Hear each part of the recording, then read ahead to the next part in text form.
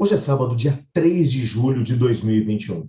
Estamos introduzindo a lição de número 2 do nosso trimestre, cujo tema será Inquietos e Rebeldes.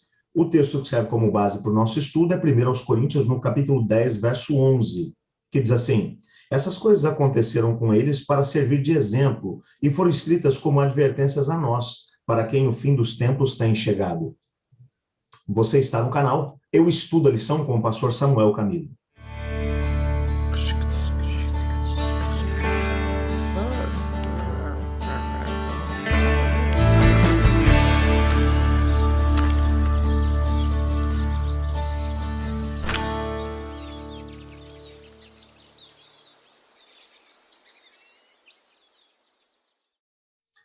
O título da lição dessa semana, Inquietos e Rebeldes, focaliza a experiência humana, tendo como base a natureza humana pecaminosa, bem como todo o sentimento de vazio interior que advém de uma vida de muito ativismo, como nós vimos na semana passada, onde as pessoas correm para poder alcançar alguma coisa na vida, mas apesar de estarem sempre em movimento, sempre conseguindo mais e querendo ainda mais, o vazio parece que permanece. Esse tipo de vida acaba gerando uma inquietação.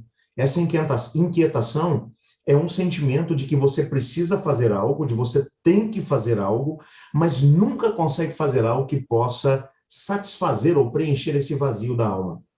Salomão viveu essa realidade. E no livro de Eclesiastes, ele vai mencionando que ele, como rei de Jerusalém, ele, depois de substituir o seu pai, tudo aquilo que ele quis, ele foi atrás e conseguiu. Ele quis a sabedoria e alcançou, ele quis a riqueza e ele se tornou o homem mais rico de todo o seu tempo. Ele quis os prazeres e não se privou de absolutamente nada. Ele desejou mulheres e teve todas as que ele quis. Mas no final de tudo, ele descobriu que a sua vida ainda era um grande vazio. Vaidade, vaidades, diz o pregador, tudo é vaidade. O termo vaidade pode ser traduzido do hebraico como um grande vazio.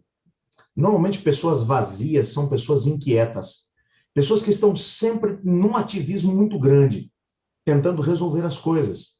Quando você pensa numa natureza pecaminosa, que tem desejos pecaminosos, que cai em pecado, e que, ao mesmo tempo, tenta fugir daquilo que é o propósito do Senhor Deus para a sua vida, aí você consegue compreender como nós encontramos tanta gente vivendo dessa maneira.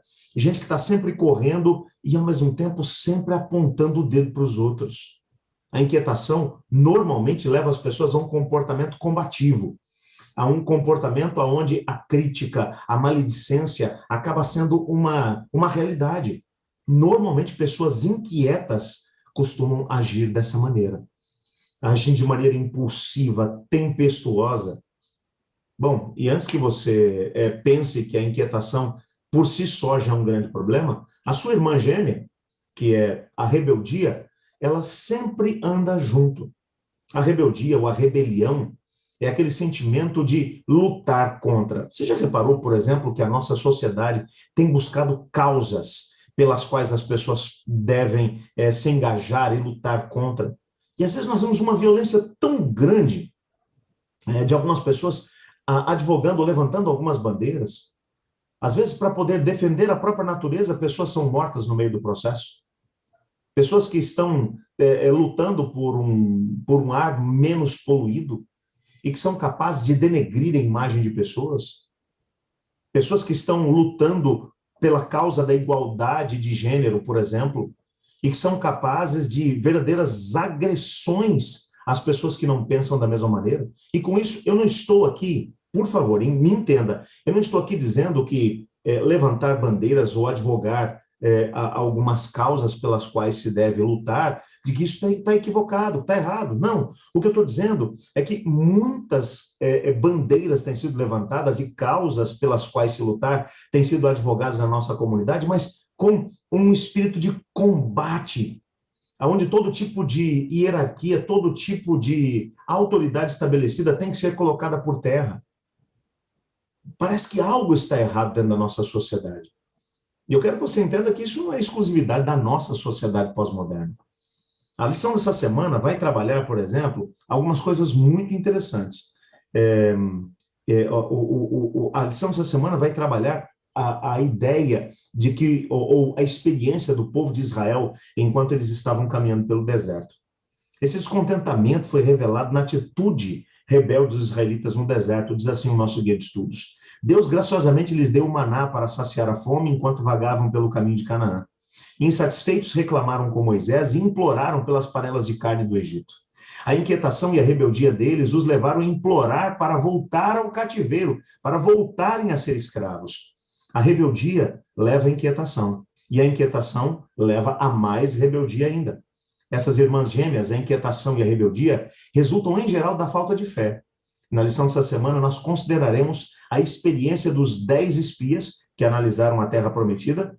Eles viram a incrível riqueza da região, reconheceram-na como a terra que mana leite e mel, mas não tiveram fé para acreditar que Deus poderia derrotar os inimigos que a ocupavam. Essa falta de fé explodiu em franca rebelião.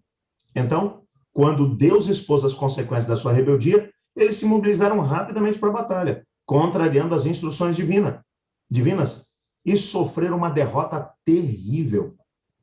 Nessa lição, também consideraremos atentamente a diferença entre fé e presunção, que são elementos completamente distintos.